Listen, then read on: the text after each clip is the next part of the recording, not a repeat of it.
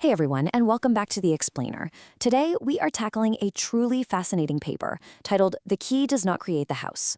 We're going to be exploring some incredibly profound concepts today, things like affect, instantiation, and how we actually fundamentally access reality.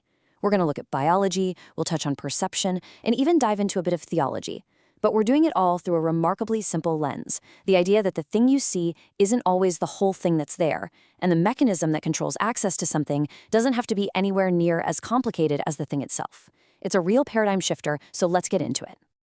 Okay, let's dive right in by challenging an everyday intuition. Imagine you're holding your tablet and it's playing your absolute favorite song, right? But suddenly the speaker breaks. The audio gets all crunchy, distorted, and just sounds awful. Now, what did you just learn? Well, you learned that the speaker matters. If the speaker is broken, the song sounds broken. But if someone walked into the room and confidently announced, "Aha, we have finally discovered that the speaker actually wrote the song," you'd look at them like they were completely out of their mind. The speaker is just the mechanism where the song becomes sound locally. It is absolutely not the original source of the music. Keep that broken speaker in mind, because it perfectly sets up the entire journey we're taking today. So here's our blueprint for the fascinating, complex house we're about to explore together. We'll start by locating the person, then cover affect is not origin, tackle the small control problem, look at perception and signals, redefine faith as removing doubt, and finally put it all together with the key to the house. Let's kick things off with part 1, locating the person. You know, if someone yells your name from downstairs, you usually yell back, "Hey, I'm up here." You don't reply with your exact latitude, longitude, and blood type, right? And that brings us to how we define embodiment. For example, the Heaven's Gate group held this perspective that the body is just a disposable vehicle, literally a mere tool to be completely left behind so they could reach what Marshall Applewhite called the next level. But the source paper we are analyzing strongly contrasts with that view. It argues that while a person is truly embodied and the body is incredibly important, the physical body doesn't automatically explain every single thing about that person. Think of it like a tree. Pointing to a tree trunk doesn't capture the sunlight, the rain, and the vast underground fungal networks that actually make the tree alive. In the same way, your body is very real, but it doesn't exhaust your entire reality, your memories, or your potential. Moving right along to section 2, affect is not origin. So the absolutely crucial point here is this. Discovering how something works locally is not the same as discovering where it ultimately comes from. Your brain, your nerves, muscles, hormones, these are incredibly vital execution layers. If you injure your hand, you might not be able to physically write a sentence. So obviously the hand is a genuine, critical part of producing the effect of writing. But it would be a massive category mistake to say the hand is the ultimate source of the meaning of that sentence. Make sense? Science gets to keep every single amazing mechanism it discovers, but we have to be disciplined enough to ask, is this mechanism the origin, or is it just the channel the origin passes through? Which leads us seamlessly into section 3, the small control problem. If the physical body isn't the total origin of reality, how much control is actually required to get a living body to do something incredibly complex? Now, I know the infographic we're looking at here looks incredibly complicated, mapping out all these deep systems of biological and physiological coordination. But don't worry, just look up at the top left. See that simple key and house icon? That's our anchor. We are talking about how a tiny, tiny input can unlock a massive, complex system, precisely because the system itself is already doing all the heavy lifting. Think of it kind of like steering an enormous cruise ship. There is staggering construction complexity inside that ship, engines, electrical grids, plumbing, the whole shebang. But the captain doesn't run down to the engine room and personally turn thousands of tiny bolts to steer the thing, right? The captain just turns a simple wheel. The ship was literally built to take simple commands and translate them into massively complex actions. This right here is the difference between construction complexity and control complexity. In biology, we actually see this in something called target morphology. Basically, living bodies are already built to grow, repair, and maintain their form.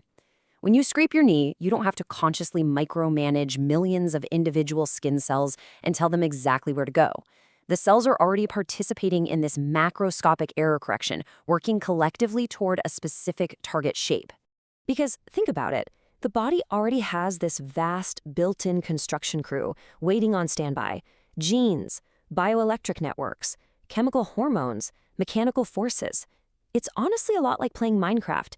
You don't have to manually place 4 million individual blocks to build a castle if you just use a tiny command line that generates it for you. The body knows how to build things. It just needs the target instruction. A very small regulatory signal can produce a massive anatomical change because all that complex machinery is already inside you, just waiting for the prompt. All right, on to section 4, perception and signals. Now, even after a form is built, how do we actually receive and experience that reality? This brilliantly illustrates the point. Appearance is relational. Imagine a plain white shirt. Under ordinary light, it's white. But under weird purple stage lights, it looks purple. Did the actual material identity of the shirt change? No, of course not. The illumination changed, which changed the outgoing optical signal reaching your eyes, which then changed your brain's neural interpretation of that shirt. What you perceive depends partly on what is actually there and partly on how you are positioned to receive it. Or think about a simple phone call with your grandma. When she says hello, you don't sit there and think, well, that cannot be grandma because grandma does not physically fit inside my smartphone. You immediately understand that this tiny acoustic signal is just a channel. But that tiny sound unlocks a massive amount of relational memory. Her face, her jokes, the smell of her house. A tiny signal grants you access to an enormous reality without having to actually be the entirety of that reality. Next up, section 5, faith as removing doubt. This is where we get to apply everything we've just learned about systems, control, and perception to completely redefine something super profound: faith. A lot of times we kind of treat faith like it's this magical substance you have to stack up like bricks to overpower reality. But the paper argues that faith is actually what remains when doubt is removed. Look at a burning building. A frightened novice looks at it and sees an impassable wall of certain doom. But a trained firefighter looks at the exact same fire and they see entry routes, structural constraints, and actionable paths. The fire didn't change at all. The receiver changed. Training removed the constraint of uncertainty, proving that changing the receiver fundamentally changes the reality they can access and act upon. We actually see this biologically too, with placebo and nocebo effects. A patient's pure expectation can literally alter their measurable biological pain levels. You don't have to consciously yell at your molecules to stop hurting.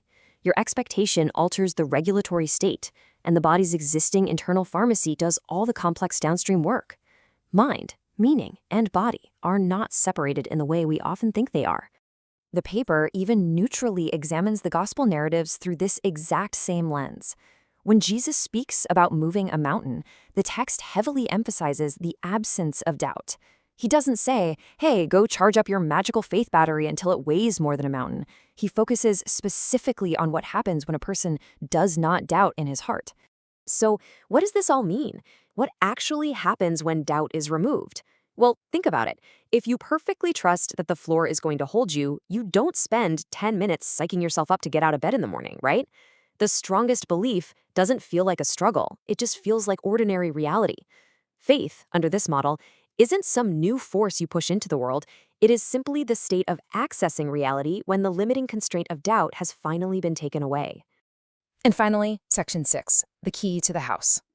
Our final thesis brings this all perfectly together. A house contains thousands of objects, plumbing, wires, memories. It's incredibly complex. But a key is just a tiny piece of metal. The key doesn't need to contain a microscopic blueprint of the living room sofa or the kitchen sink. The house already exists. The key simply changes the state of the lock. It alters the condition that was preventing access. Whether we are talking about a tiny password opening a massive database, a small biological signal generating an entire limb, or faiths unlocking a new reality, the mechanism doesn't have to create the reality. It simply changes your access to it. So as we wrap up this explainer, I really want to leave you with this thought to ponder. If reality is vastly larger than the tiny signals we receive, and our own expectations and doubts act as the locks on the door, what doors are currently waiting for you to shift your perception, remove your doubt, and simply turn the key?